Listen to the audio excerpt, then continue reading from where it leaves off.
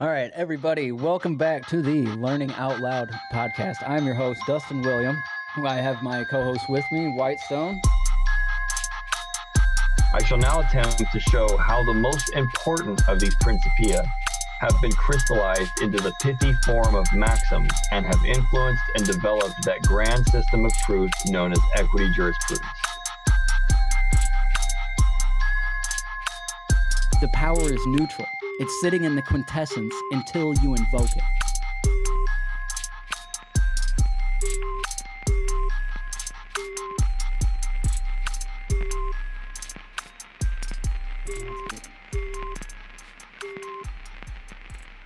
All right, welcome everybody back to the Learning Out Loud podcast. I am your host and producer over at True Life Production, Dustin William. That is my name. TrueLifeProduction.com is my website. You can go over there and get all of the goodies for the podcast, including something else that I've been working on this weekend. I just want to show you this to this guy. There's a little bit of business today. Sorry, but we do need to get this out of the way because this is actually a free resource I am giving to everybody. That is why it's on the homepage here before you even get to the podcast. So this is how you get to the podcast. Right here. These are the foundations. First 10 episodes of the podcast, all focused on equity. This is a free hour where you can watch the show ad-free if you don't want to watch your ads on YouTube. And here's where you become a member for less than 2 gallons of gas. And but in addition to that, if you are only a first hour listener, only a free listener, I did just build a resource for all of you guys for you to follow along with the podcast. Okay, so this is going to be the podcast compendium. Every episode, we're going to be adding more to this, and right here you can see I'm clicking over here. This all the episode outlines starting from episode 1. This is everything we've talked about. Now, the actual PDFs, resources, and all that stuff is not available here. This is purely for reference.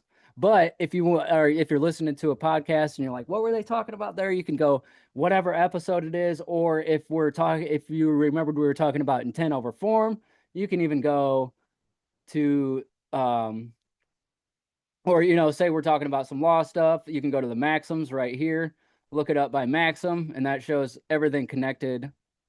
Like this one was on episode 8, law, banking, and business, and you can just click around and everything from the first hour will be here. But in addition to that, if you are a subscriber to the show, in addition to this, what I can do if you request it from me is this is from my Obsidian Vault, the thing that we work out of right here every week for the show. And if you're a subscriber to the show and you would like the rest of the context from what I just showed you, then you can email me and I will send you over a zip file with my complete vault, and that includes all of the PDFs, resources, all of my personal notes, all of a lot of stuff that probably will never even make it onto a show. There's a lot of spicy little nuggets on there. I mean, I've got so much material for your guys' further edification. So if you are a subscriber and that interests you, then you can get a hold of me and do that. So that, yeah, I think that's about it for the business right now, but I did want to show that to you guys. That's going to be an awesome resource right there. And like I said, it will be updated every week with the new, probably early actually. So you'll be able to see what we're going to be talking about on the next show. But so that's going to do it for the business for now. Let's get into what we're going to talk about today, and that is we're going to start doing our second installment of our biblical redemption series, and we are going to go all the way from the Passover and Exodus to a strange story from the Bible that I found about redemption. And what was it? The bronze serpent. And you guys aren't going to want to miss that one. That's going to be on the second hour for subscribers. But that is a very interesting story. The bronze serpent, if you do want to go read it, it's Numbers 21, Numbers chapter 21, if you want to read it. But we are also going to cover the Day of Atonement in hour 2. And in the first hour, we are going to get in the Passover and Exodus, and also the redemption of the firstborn. And both of these stories are in the book of Exodus. But before we get into any of that, let's introduce our co-host, Whitestone. How is it going, man? Oh, I'm doing great. I was looking over the timeline, and kind of reading over some of the notes, and I really, really, the Old Testament used to bore me because I didn't get it. Um, Yep. like I said, I spent a vast majority of my life as not religious, not a Bible believer. I didn't believe any of that stuff. And so when I would try to get in there and just read it for my own knowledge and context, it was just words to me. But as we kind of grow in our faith, and move on with life, and we have more life experiences, going back and reading some of these stories, they really do hit home, especially when it comes to redemption and everything else. So I'm really excited to look into this. Yeah. I agree. And that is, yeah, it is once you actually start understanding and doing you got to do a little bit of theology homework. You got to kind of understand what the book is about. Because I'll just explain that to everybody right now. Because I used to I thought the same way. The first five books of the Bible they're called the Pentateuch, the book of the law. And those first five books, that is what the Jewish religion follows. That is the only books they read. That's what is known as the Torah. That's the first five books of the law, which reading the rest of the Bible, it seems very strange to me, but whatever, to each his own. If that's the religion you want to follow, then do your thing. But that is the context of what we are studying today. And before I knew any of this, I thought these books were very boring too. But actually, the book of Exodus is actually very interesting if you understand the entire context of the whole thing, and especially once you put the redemption aspect to it and you really flesh out these redemption stories that we've been covering. And actually, that's a perfect place to bring this up. This is something I've been working on a little bit in my free time. Oops, let's go the other way here. Um, I have been so there's something called the uh the Usher chronology, okay? And that is a guy, he went through the whole Bible and he added up basically all of the times of the rulers and the kings and the lives that were lived. Like you see here, Adam is 130 in Genesis 4:25 and 5:3. So Enos is born to Seth when Seth is 105. So what he did is he went through and he calculated this whole thing up. I can't remember, his name was Usher. It's called the Usher's chronology, and he tallied all of these things up, and that is what I'm basing this off of. I'm building a chronology of the entire Bible because I kind of wanted to see how all of this stuff sits together, and that's why we're doing this study. And the way we're doing it is I want to go through in a chronological fashion and see how all of these things built on top of each other. And you can kind of see it as you're going through these things. Like, it starts with something very simple, like the fall and promise. That was the first story that we read. And that's the story everybody knows, and it sets up that's the first one, and it sets up every story after that. That is what's called the original sin, and we get from that we get the proto-evangelum, which is the first biblical promise. So everything hinges off of this first story right here, and that brings us forward. And they say, and according to Usher, that was in 4004 BC. So if anybody has heard the um what are they called? Young Earthers or something like that. Do you remember? Do you know what term I'm talking about, Whitestone? Uh, Young Earthers, is that where the Earth is 6,000 years old? yeah. That's what. Yeah, that those people, which I'm one of those people. Those people go off of the Usher's chronology. That's what they're talking about. And actually, my Bible from 1886, it has an Usher's chronology in the footnotes. It actually starts time at 4004 BC and goes through the entire book, which is very interesting. It's an Oxford Study Bible, which makes it even more interesting. But anyway, so that's what I'm working on here, and that's just to do a little review of what we did talk about in the first one. We started with the fallen promise, and then all of this stuff happens in between the fallen promise and the flood, which is the story, which is the next story that we covered. But something I found today that was I thought was very interesting. Did you know um, Enoch was the only person in the Bible to not die? Have you ever heard that before?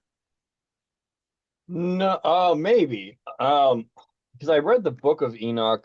I was last year at some point. But no, I don't remember that. Yeah, and this is something I just discovered today, but so Enoch was the son of Jared. Jared was 162 years old and walked with God 300 years after begetting Methuselah, and quote, was not, for God took him. Um, the first person in scripture recorded as not experiencing death. So basically what's happening in Genesis in chapter 5 is they're going through the whole lineage of everybody, and the only person in there that doesn't have like a death date is Enoch, and it says he walked with God, and um and then also that is confirmed in Hebrews 11:5, and also Jude chapters 14 and 15, dedicated Enoch walks with God, which we all, like you said, you've read the story of the book of Enoch, so we all know about the book of Enoch and the story of Enoch and all of that stuff. um You said that was in Genesis 5. Yeah, that's in Genesis 5:24. 5:24 because it Yeah. says, and Enoch lived 60 and 5 years and begat Methuselah, and Enoch walked with God after he begat Methuselah 300 years and begat sons and daughters. And Yes. all the days of Enoch were 365 years. And Enoch walked with God, and he was not, for God took him. For God took him. Yeah. So basically what he's saying right there is Enoch was not for death, and God took him. He didn't die.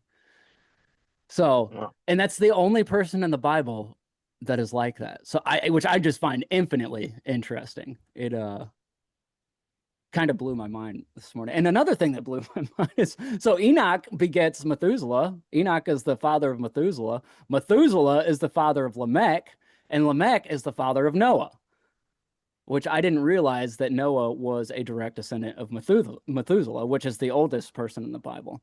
But yeah, that brings us to Noah being born, which is in 2948 BC. And then the second story we covered was the flood. And that's when stuff really starts getting spicy.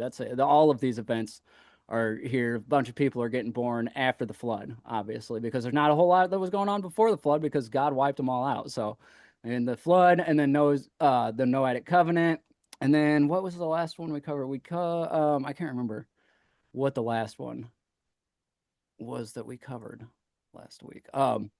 But yeah, I just thought this was interesting, and this is something I'm going to be working on. We'll probably come back and review this every once in a while because, oh yeah, Moses, that's the one. The call of, or no, is that? Hold on, we'll just check because I'm sounding like an idiot right now. What is the fourth story here?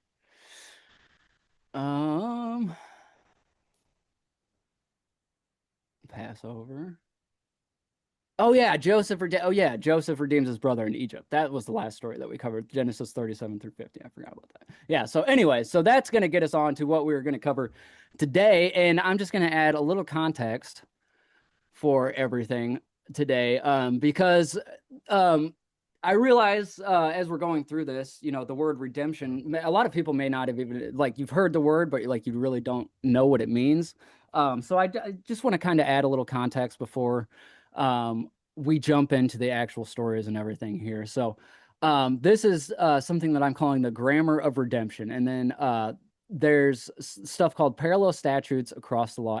Exodus 13:5 does not use redeem as a loose figure of speech. It names a specific legal economic transaction, a claim on a life that would otherwise be forfeit if that otherwise be forfeit is satisfied by a substitute. And the original transaction, a claim on the life that would otherwise be forfeit, or in the original life is released. Sorry, let me read that again. It means a specific legal economic transaction, a claim on a life that would otherwise be forfeit is satisfied by a substitution, and the original life is released. The transaction is legislated repeatedly across the Torah under at least three distinct Hebrew verbs, the context ranging from far beyond the firstborn law. The addendum surveys those parallels, so the mechanisms behind Exodus 13:15 can be studied against its full legal family rather than in isolation. So Exodus 13:15, that is something that we are going to be covering today because that is right in the middle of the Passover and Exodus story. That the Passover and Exodus happen on between chapters 12 and 15, and we will build the context up to that so everybody really understands what's going on. But I wanted to I kind of wanted to frame this because what we're talking about here is all I don't want to say legal argumentation, because all of these are really equitable terms, because right, like the substitution, we know that is subrogation, right, Whitestone?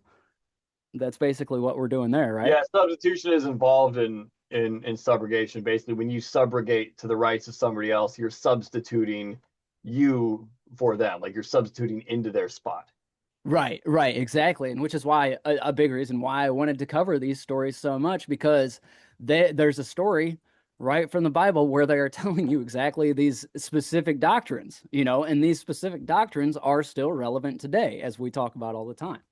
So just a little note on the vocabulary. There are 3 Hebrew roots that stand behind the English redeem or ransom in the AV, and is distinguishing them clarifies what is actually happening in each statute. The first one is pada, and that is to serve or deliver by substitution the governing word in the firstborn and unclean animal laws. That is Exodus 13:15, and Exodus 34:20, Numbers 18:15 through 16.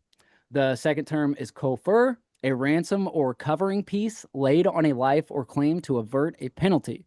Governs the goring ox law, Exodus 21:30, the census ransom, Exodus 30:12, and the rendered satisfaction in the AV, the murder statute, Numbers 35:31 and 32. And the last one that we're going to cover today is Gayal, maybe in Hebrew. I don't know how to say that in Hebrew. G-A''A''L. Kinsman, redemption, restoring a person, land, or right within the bounds of family obligation. Governs the land and slave redemption laws, Leviticus 25, the Ruth narrative, and Job's confession, Job 19 through 25. And the Ruth narrative is that will be the first story that we'll cover when we come back to the redemption series. So we will get more into the specifics of kinsman redemption in our next biblical redemption show. But so yeah, I just wanted to build the context of a little bit of what we're going to talk about today, because I understand, especially for people who have never studied this stuff before, it can get confusing. And there's a lot of terms we throw around that just kind of get jumbled up. So I'm trying to disambiguate everything here before we jump into the study. So unless you have anything. Yeah, I was going to say, I actually pulled up Redemption in Bouvier from 1843, and it mirrors exactly what you're saying, which is that, it is a sort of legal economic transaction by where if something is going to be forfeited, like what does it say here? It names a specific legal economic transaction. A claim on a life that would otherwise be forfeit is satisfied by a substitute, and the original life is released. So in Bouvier, under redemption, it lists the word, and it only has one definition, and it lists it as a contract sort of word. It says the act of taking back by the seller from the buyer the thing which had been sold, subject to the right of redemption.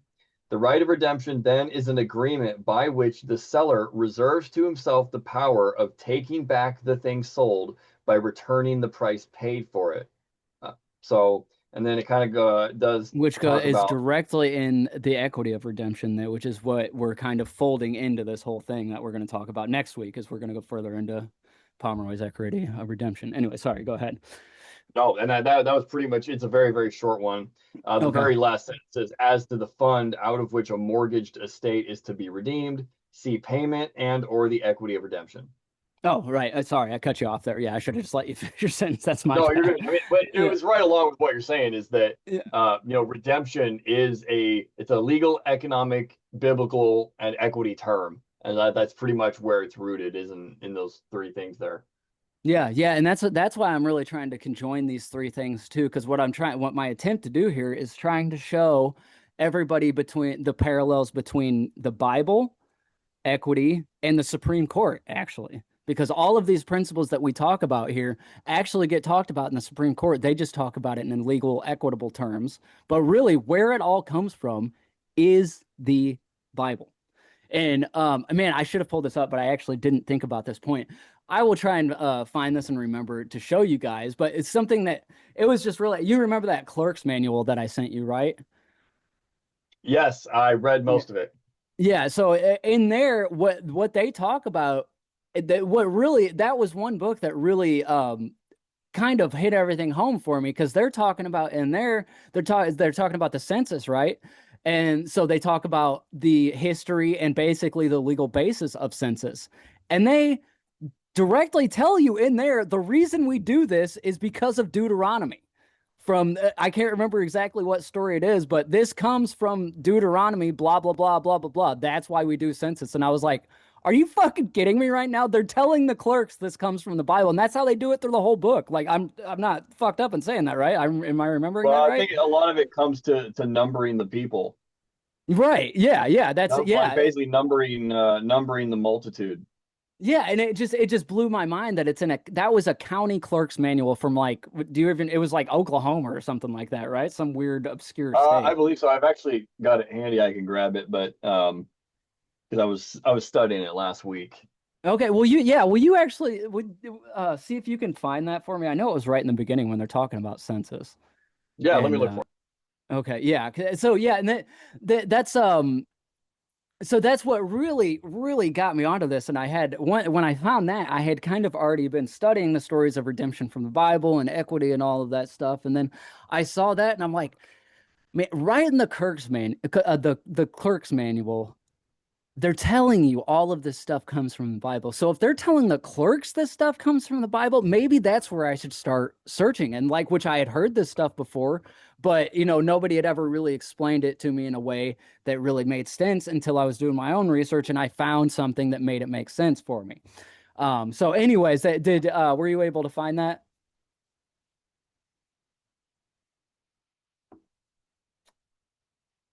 You're muted if you were trying to communicate.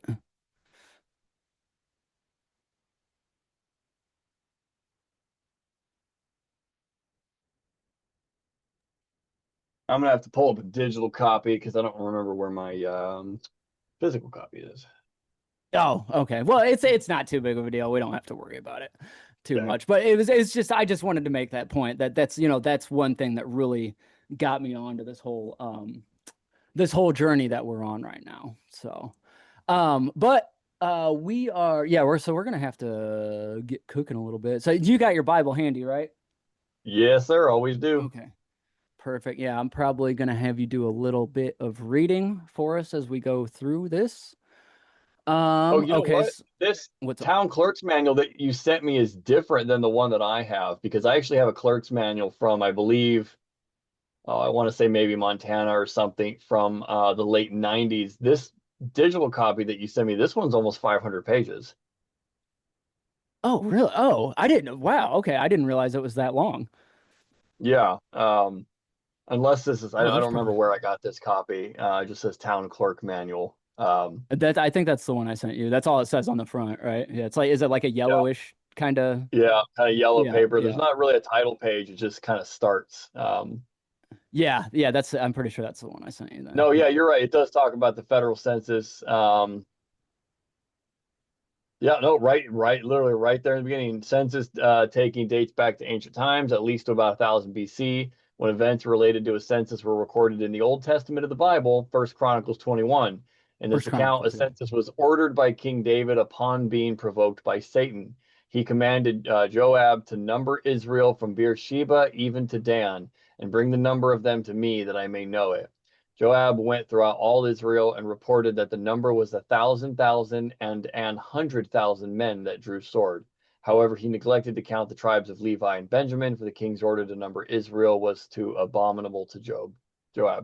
So imagine you're going to get a town clerk job, right? And they give you this manual and shit, and that's what you read. You're like, what the fuck? Like Yeah, that's not what I was I was like, yeah, expecting to read. we have to count people because because the Satan Bible was told us talking. to. Because Satan was talking to King David, so that's why we do this now. Yeah, yeah, you're like, what? Okay. Like, so yeah, that just kind of blew my mind when I seen it. I'm like, okay, they put a lot of weight into this shit, so I better start putting a lot more weight into this stuff because Yeah. yeah, obviously it's pretty important. So Oh, yeah. yeah, all right. So unless you got anything else to add, we can start getting right into the story here. Yeah, let's do it. All right, cool. So that brings us to our first story of redemption that we're going to talk about today, which is the Passover and Exodus. And this story takes place. The actual specific story of the Passover and Exodus is Exodus chapters 12 through 15. That's where they actually talk about putting the blood on the door and all that stuff, and God, but we'll get into that. So but what we are going to do, I think, in order for you to understand that specific story, I think we really need to kind of understand everything that happened before that story. So we're going to do a little overview of the whole, the not the whole book of Exodus, but up until that point. So the Passover and Exodus reveal God as Redeemer who delivers his people from bondage through the blood of a lamb. It is the defining redemption event of the Old Testament and the principal type toward which the earlier redemption stories point. The covering of Adam, Abel's firstlings, the ram in Israel, in Isaac's stead, and the family Joseph preserved in Egypt. Those are all four of the stories that we talked about last time. So what was foretold to Abraham that his seed would be afflicted in a strange land, then brought out, is here fulfilled in a single night of judgment and rescue. So, like I said, this is a continuation from the stories that we talked about before. So, though the redemption itself is transacted in a single block of chapters, Exodus 12 through 15, those chapters sit inside a larger book of Exodus, which supplies their frame and their aim. Israel's bondage deepens and a deliverer is raised up, Exodus 1 through 4. Moses confronts Pharaoh through 10 judgments, which is a very interesting story, Exodus 5 through 11. The lamb is slain and the seal is crossed, Exodus 12 through 15. Those are the books we're here for today. And the redeemed people are carried on, tested in the wilderness, and bound to God in a covenant at Sinai. And finally given a tabernacle in which God, who redeemed them, comes to dwell among them, Exodus 16 through 40.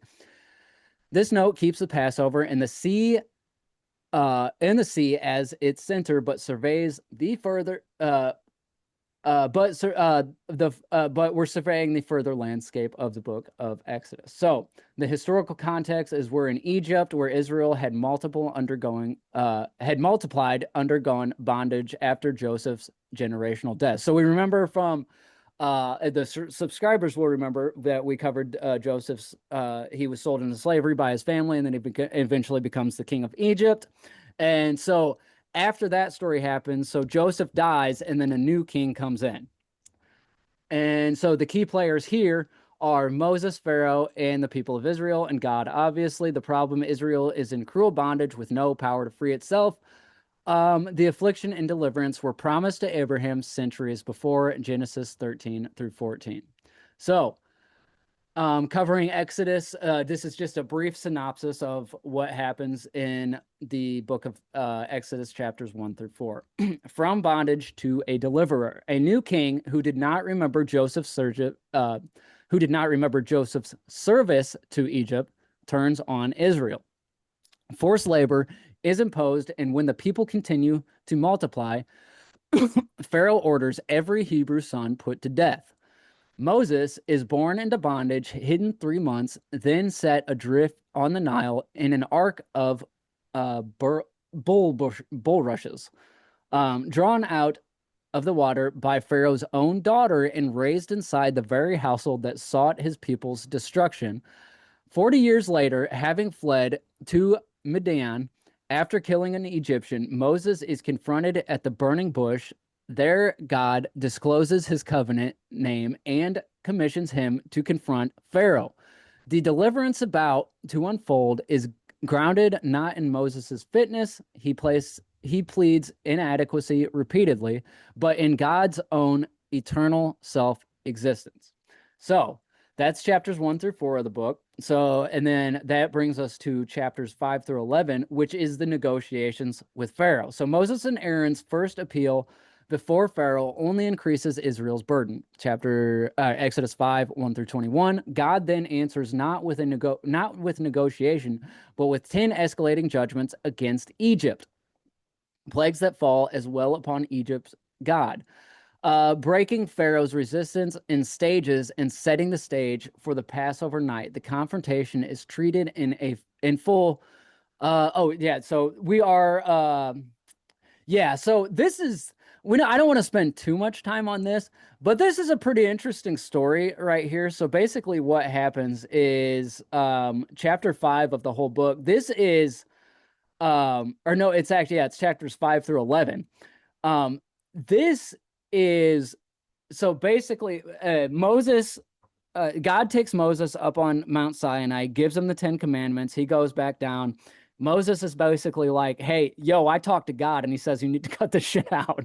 So, and then after that, Moses and Pharaoh are going back and forth through the entire book of Exodus. And basically, Moses is going to Pharaoh. He's saying, hey, God is saying, cut this shit out. And then Pharaoh's like, okay, I'll cut it out. And then he goes back on his word. And this goes on for the entire book.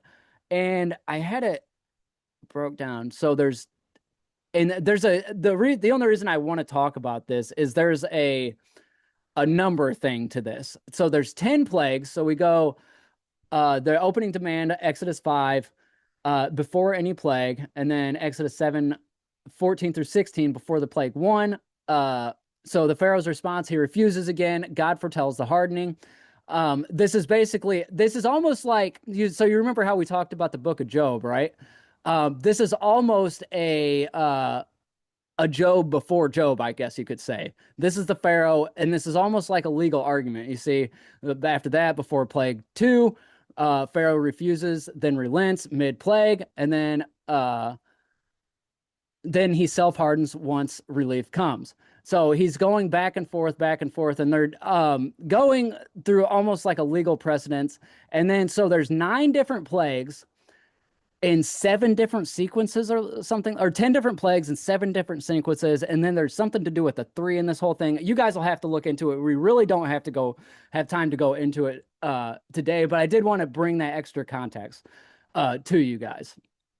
So, so that'll get us, so that gets us with the rest, the context before what is happening before everybody gets redeemed. So now we're going to go into the redemption pattern. So the problem is that they are under bondage and judgment. So Israel's bondage is physical in total. Forced labor under taskmasters, Exodus 1, 11 through 14, and a death sentence on the male children, Exodus 1, 15 through 21, with no means of self-deliverance. God's answer comes not by Israel's strength, but by his own outstretched arm. Executed through the 10 plagues, the quote-unquote great judgments that broke Egypt's grip and set the stage for the final night. Okay, so, and then the Redeemer, God through Moses. God commissions Moses as a human agent, but the Redeemer is God himself. The promise of Exodus 6:6 stacks verb upon verb. Bring out, rid, redeem, grounding the deliverance in divine covenant, faithfulness rather than Israel's merit. So will you look up Exodus 6:6? Because I think we're going to have some of that redemption language. I also think it's interesting that he commissions Moses. Yes, yeah, it is interesting. Yeah, that's why I wanted to kind of bring everybody's attention to the Pharaoh negotiations, because when you read that book, it's really interesting. You're like, what is actually going on right here? And what I really enjoyed about that is, God had commissioned him to confront Pharaoh, and he repeatedly pleaded his inadequacy.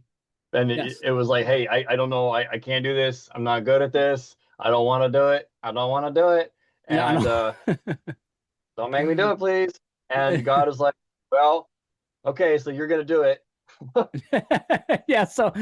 out there and get him, big guy. But you see, it's like that. I think that's another That's another, even though you have this very important character in the Bible who's like, oh, they're obviously very powerful. They've got a lot of wisdom and a lot of knowledge. And God is like, well, you need to go confront the Pharaoh about you all being in bondage and slavery. And he's like, oh God, I don't know if I can do that.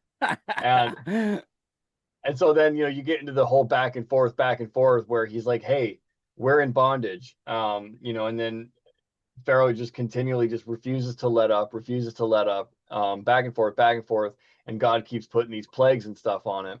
And if I'm not mistaken, because again, I'm not very biblically versed, but every time Pharaoh says no and refuses, God puts another judgment on him and makes Pharaoh's life and everyone's life a living hell. Yeah, he's increasing. Yeah.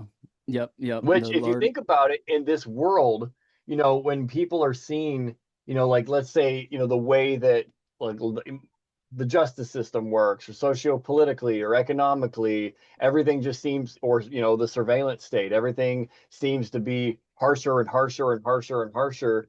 I think that is part of the judgment, where we're like, hey, we don't like this, and things keep getting worse. It's actually not getting worse for us. It's getting worse for them. Yeah, and you see that here. Yeah, that's a great point. I'm glad you brought that up, because as we go through here, and then we go. They go 9 rounds, and then the dam finally breaks, and the entire thing is over. No negotiation. Summons Moses by night and commands unconditional departure. The whole situation is gone. It's all this built up thing, and then the people are finally free. You could almost see a parallel into what we're living through today, which I think is kind of the point that Whitestone might have been trying to make there. There's there's parallels here, and like he said, it's not getting worse for us, it's getting worse for them, but they want to put the procession we're in bondage. We're in bondage. We don't like it. And Pharaoh's like, yeah, more flock cameras though. More flock cameras, more ice, more blah blah blah, more this, more that. Exactly. Yeah, it's like, you know what? I'm doubling down. So you said you wanted chapter 6:6 in Exodus? Yes. Yep. Okay, so I'm reading again out of the Masonic edition of the Bible, chapter 6 in Exodus, verse 6. Wherefore say unto the children of Israel, I am the Lord, and I will bring you out from under the burdens of the Egyptians, and I will rid you out of their bondage, and I will redeem you with a stretched out arm and with great judgments. Interesting. Okay. Yeah. So yeah, there's the legal language there, and we don't really have time to go back and review what we talked about. But one thing I am going to do right now is I'm going to look up 6. Is that a precursor or a pre-echo for the coming of Christ, because he's coming to redeem everybody? He's going to give the sacrifice. He's going to be the substitute. That is as we will go through, there are a couple of foreshadowings of Christ, Lamb without blemish, Christ the sinless, blood on the doorsteps. What were you connecting it to? Sorry. Basically, he's saying that I will bring you out from under the burdens of the Egyptians, and I will rid you out of their bondage, and I will redeem you with a stretched out arm. And to me, that's kind of the way that Christ had, approached everybody, is with open arms and outstretched arms, and said, if you will just accept me, then you'll be redeemed. Yeah. And so to me, it's language deliverance from bondage is directly tied to Christ frees sins of bondage. Yep. So and when you accept that into your heart, I think therefore in spirit and in heart you're free from bondage as well. Yeah, and we were kind of talking about that a little bit before we got in the call, just talking about status correction and what it actually means. And it's not like we were talking about, it's not a couple of pieces of paperwork that you send in. This is something that you better start reading the Bible, because it's a complete change to your entire life, is to change your status. So, and basically that's what we're talking about here, is how to change your status. What is the story of redemption in the Bible? How do we redeem ourselves? Because if you are a Bible believer like me, the first redemption story that we talked about brings original sin onto you. And that is the whole purpose of the Bible, is to teach you how to be redeemed through Christ. So, which, that's what we're here to talk about today. We're trying to save everybody's souls here. We're doing the Lord's work. All right. So, all right, Well, yeah. So that was Exodus 6:6. So you want to go to chapter 12 now? And I think we'll just read some of that into the record too. Okay. So that Are brings you have us to anything in chapter 12 you want me to start? You want me to start from the beginning? yeah, how about let's do Exodus 5 through 11. Okay. Chapter 12, 5 through 11. So I'll start with 5. Your lamb shall be without blemish, a male of the first year. Ye shall take it out from the sheep or from the goats, and ye shall keep it up until the 14th day of the same month. And the whole assembly of the congregation of Israel shall kill it in the evening. And they shall take of the blood and strike it on 2 side posts and on upper doorposts of the house, wherein they shall eat it. And they shall eat the flesh in that night, roast with fire and unleavened bread, and with bitter herbs they shall eat it. Eat not of it raw, nor sodden at all with water, but roast with fire, his head with his legs, and with the pretenance thereof. And ye shall let nothing of it remain until the morning, and that which remaineth of it until the morning ye shall burn with fire. And thus ye shall eat it, with your loins girded, your shoes on your feet, and your staff in your hand, and ye shall eat it in haste. It is the Lord's Passover. Okay. So yeah, so everybody so any like Jews the Jewish community, they celebrate Passover. And honestly, Christians should celebrate Passover rather than Easter because Easter is a pagan holiday. So if you want to actually celebrate something around this time, this is the original holiday that you should be celebrating is the Passover. So that and that is tying it back to our redemption study, that is the price. What Whitestone just read into the record is the price of redemption. So the 10th judgment falls on every household, but God provides a substitute so that death passes over his people. The lamb's requirement each carry weight. It must be perfect, publicly marked in blood, just want to make an emphasis on that, and wholly consumed. So the 12 Exodus 12:5, that is without blemish, perfect, the perfection required of the substitute. And then Exodus 12:7, blood struck on the doorpost, public identification with the sacrifice, eaten in full in haste.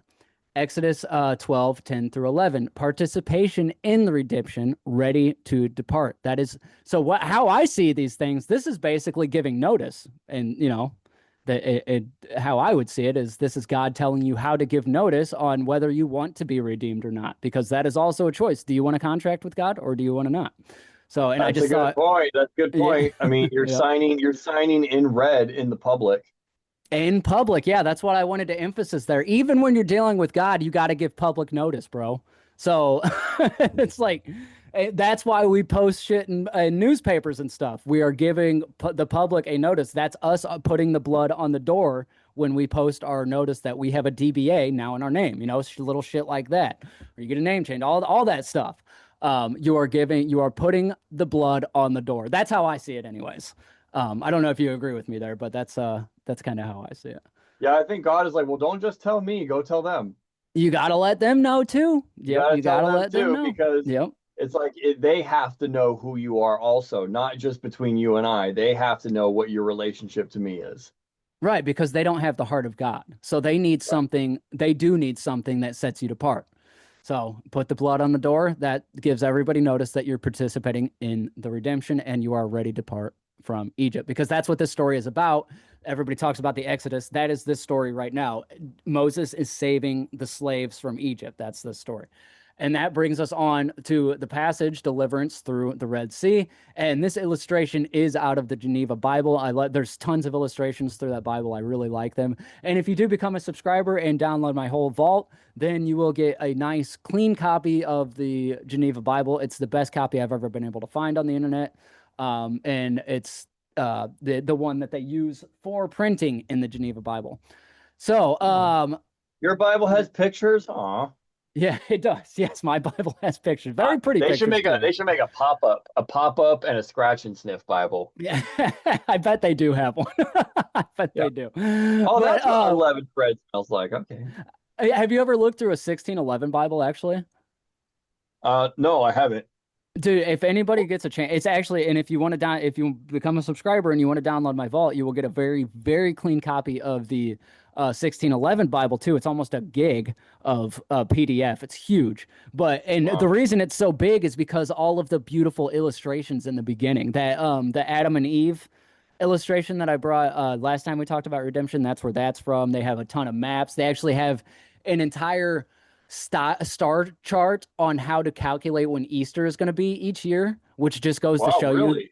Yeah, yeah, dude, it's very interesting. Maybe we'll just have to do a little excerpt just on the beginning of the 1611 Bible because there's a lot of stuff in there, man.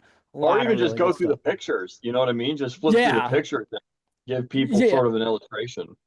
yeah, we definitely could. We could probably just kick it on that for a while because there's tons of good stuff in there. But anyway, so yeah, before we get off on too much of a tangent, let's talk about what it meant for people to be delivered through the Red Sea. So, redemption from the destroyer is completed by redemption out of Egypt. Pursued to the shore, Israel is not told to fight or flee, but to stand and watch God act. The sea is divided, Israel passes on dry ground, and the pursuing host is drowned. The song of the sea, Exodus 15, 1 through 21, answers the deliverance with worshiping, naming the Lord as the strength, song, and salvation of his redeemed people. So, um, which yeah, kind of that's almost how it feels once you kind of get a success when you're doing something in equity. It kind of feels like the Red Sea just kind of crashes in behind you and you're on the other side of it. I don't know if that's how you feel, Whitestone, but that's how I feel. Just that Yes. sigh of And relief, you know. I am absolutely waiting for that sea to come crashing down after I'm getting done here. So Yeah, yeah, I know you're going through something right now. I know you don't want to talk about too much, but yeah, there's we come through these situations. I've been through one myself, and I even lost my case. But now, knowing what I know now, I kind of feel like I'm parting my own Red Sea. I'm kind of making yeah. my own path right now with the things I understand, and I know you feel the same way. It's like I just told you before we got on the call. I went back and actually listened to our first episode of the podcast.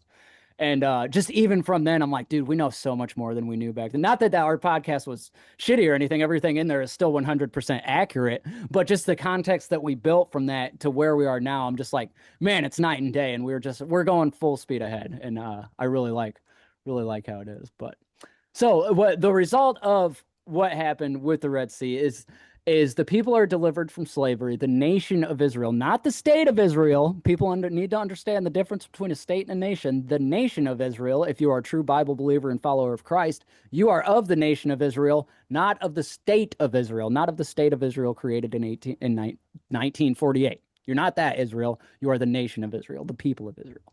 Anyway, so bound to God as the covenant people, you I will take you to me for my people. That's Exodus 19, 5 through 6, Exodus 6, 7. And then after that, after the walls come crashing down, the rest of the book is the basically God laying down the law. So they're given the law at Sinai in Exodus 20. And then they are set on the journey towards the land promised to Abraham, Isaac, and Jacob. The firstborn spared by blood are thereafter claimed by God as his own, a debt taken up in the redemption of the firstborn, which is the story we are going to go to next. But yeah, so that's going to finish up the Passover in Exodus. We don't really need to go in and build the context of what happens afterwards because that's basically just God declaring the law and making a new covenant. I can't remember what the name of this covenant is, but they're up on Sinai and they're basically learning the law. And that's gonna finish up that. Do you got any last points you want to make before we move on to the next one? No, I think we should keep plugging away. Okay, perfect. And so this one actually isn't going to take too long because this is actually in the same book, but this story is it's actually kind of set between two books because part of it happens while they're still in captivity or while they're I think while they're escaping from captivity, and then part of it happens a year later with the actual redemption part. So yeah, we got about 10 minutes to finish this up before hour one. is over. So let's get into it. The redemption of the firstborn. So the redemption of the firstborn fixes in law what the Passover enacted. In a night, every firstborn belongs to God, and life spared under judgment must be bought back with a price. Because the destroyer passed over Israel's firstborn while Egypt's died, God lays a perpetual claim on Israel's own, a claim then satisfied either by redemption payment or by the substitution of a whole tribe.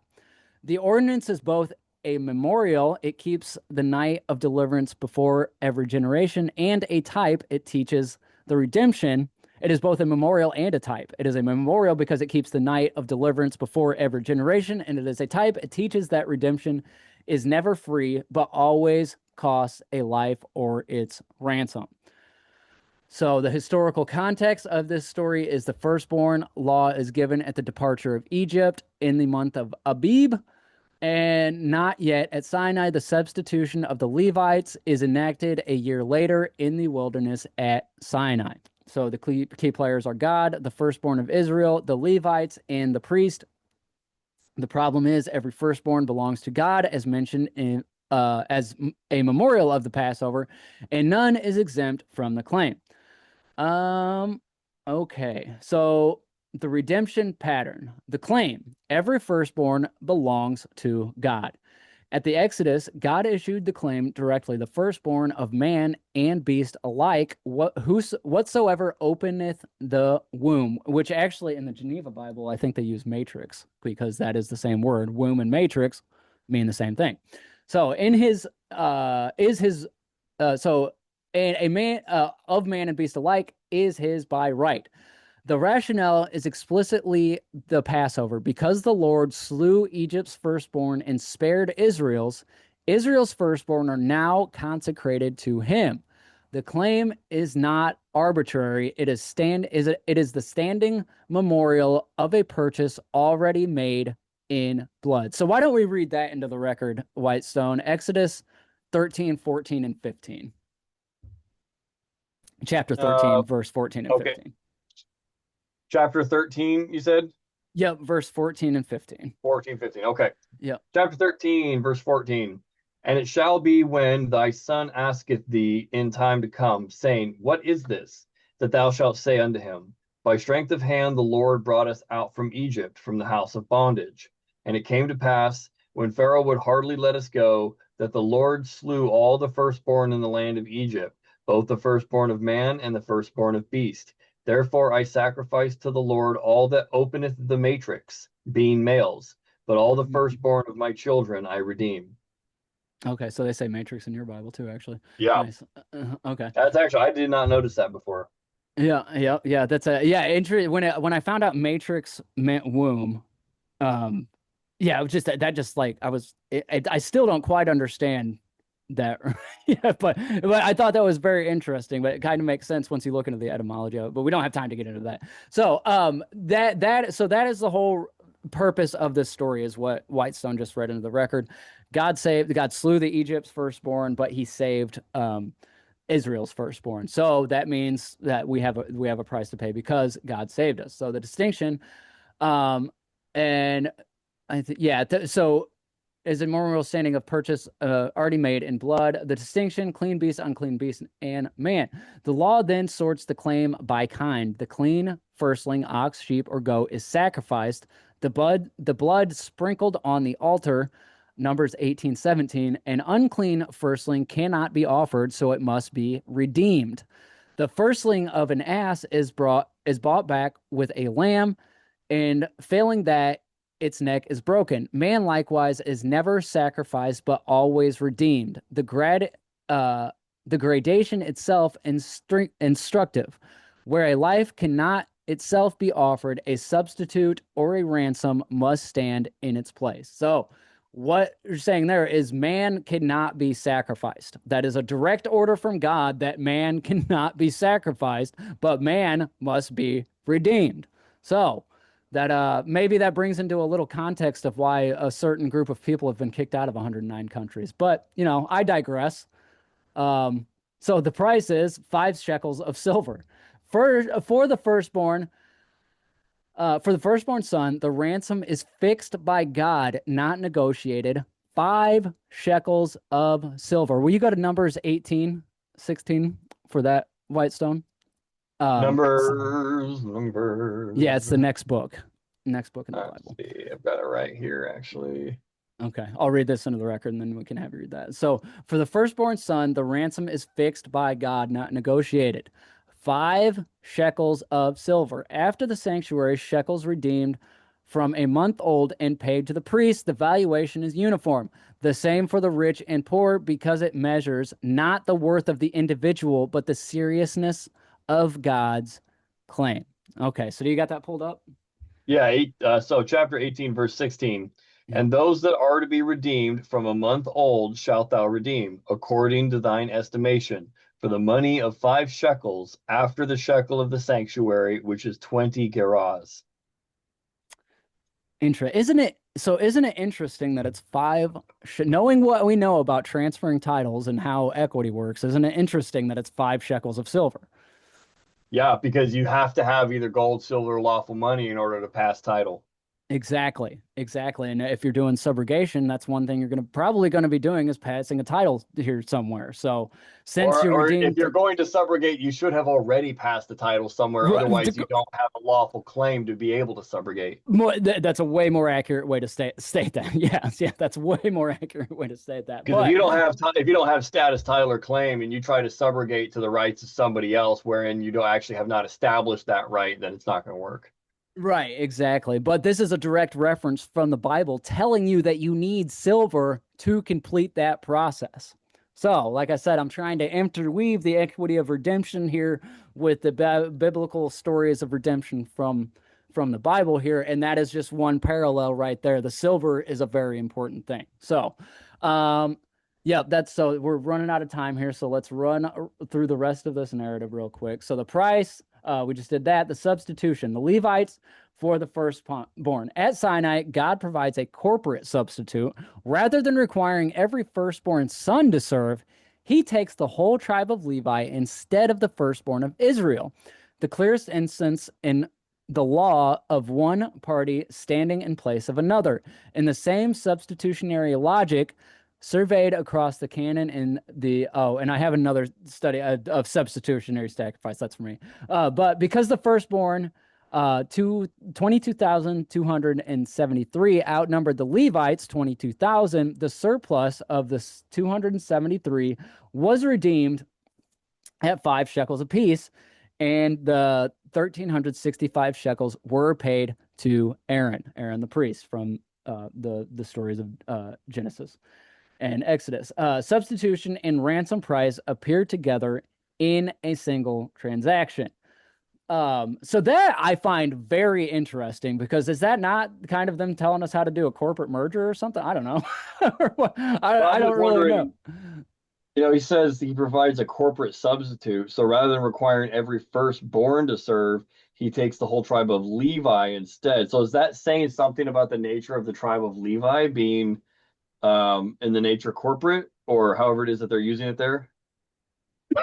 Yeah, I'm not exactly sure what is really going on here, but I do understand that it's important, because they made a substitution, and with the surplus they paid silver for the rest of it, and ended the transaction. And it almost kind of seems like a corporate merger here, or a corporate takeover or something like that. I don't know. It's just very. I have to see how it is they're using that word corporate, because they're basically substituting one group of people or one group for another in the sacrifice, and then whatever the surplus was of the original ones that were to be sacrificed, they paid for those ones individually. Yeah. So it's almost like, well, you owe me, and this is the debt, and so I'm going to need this amount. And by the way, there's a surplus left over after you paid me. I'm going to buy that too. Yeah. Yeah. So I think that's maybe what, just looking at it as a transaction, that's kind of how I'm looking at it. Yeah, and that's how I'm trying to put a lens on it, instead of, just a simple story here. There's something happening here where somebody is taking over something in a corporate fashion. But yeah, the result of he ended up getting, because of that, he ended up getting the whole tribe of Levi, and he got Yeah, I don't know. I would have to look at that. Yeah, that's fine. Yeah, but if anybody out there that finds that as interesting as we do, maybe you can do some looking on and let us know what's going on there, because there's something there that I think we're missing, but it seems very important. But here we are learning out loud. We're just trying to figure out this stuff like you guys are. So the result of this being the firstborn are released from obligation the substitute now bears. God's sovereign claim over all life is acknowledged and honored. The memorial of the Passover is carried forward into every generation. A tribe is set apart from God's service in the firstborn stead. And okay, so I think yeah, I think that'll pretty much do it for the first two stories that we are going to cover here. I said, yeah, like kind of like Whitestone was saying in the beginning of the show. This, the book of Exodus used to be really boring to me, but now understanding what I know about how law works, how equity works, and all of these maybe even understanding the word payment, understanding the word redemption, understanding the word substitution and subrogation, how all of these things work together. That is what is making it so interesting for me. So if you guys are finding, well, actually, but do you have anything you would like to add before we head out of here, Whitestone? No, I'm just flipping through Bouvier's real quick, and I was going to look up payment and substitution to see if I could further bolster what it is that we're looking at. Okay. If we got time, substitute.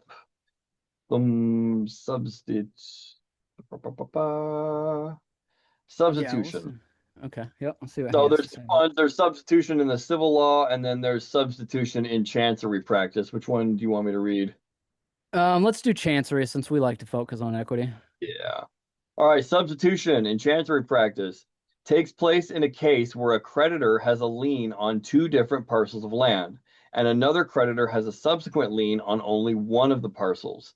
And the prior creditor elects to have his whole demand out of the parcel of land on which the subsequent creditor takes his lien. The latter is entitled by way of substitution to have the prior lien assigned to him for his benefit.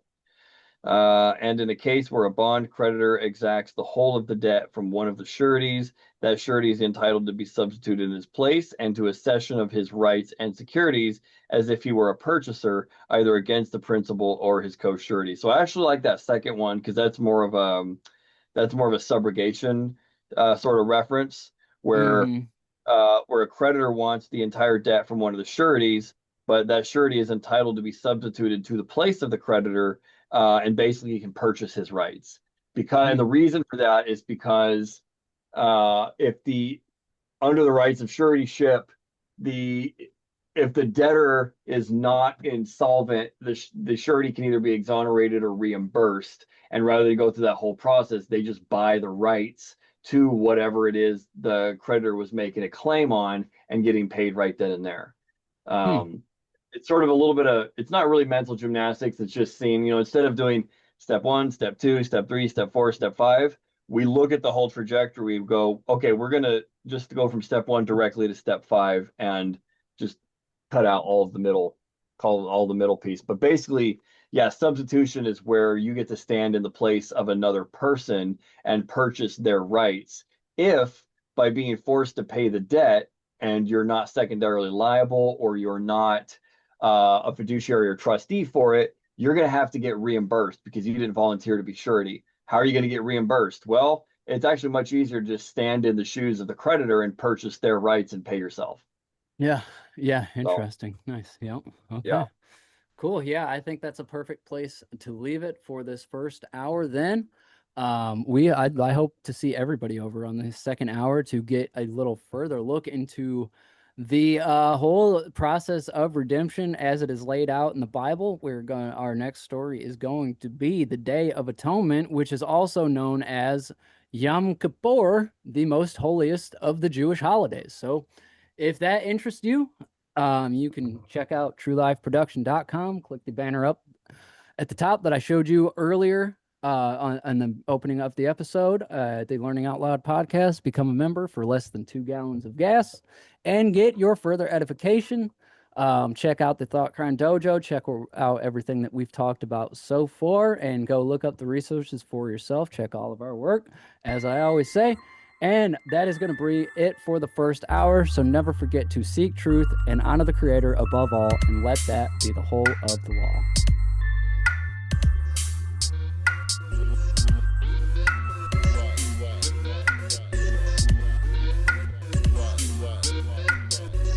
That's the important thing here, is that everyone's word should be meant for a use. And the words that I'm using today are meant to pull down idols within people's temples. Meaning that I want to destroy Falsities that they have idolized. for their entire life. And just pull those out and sweep them clean. And before that temple, And get reinfested with a new lie. Give it true life.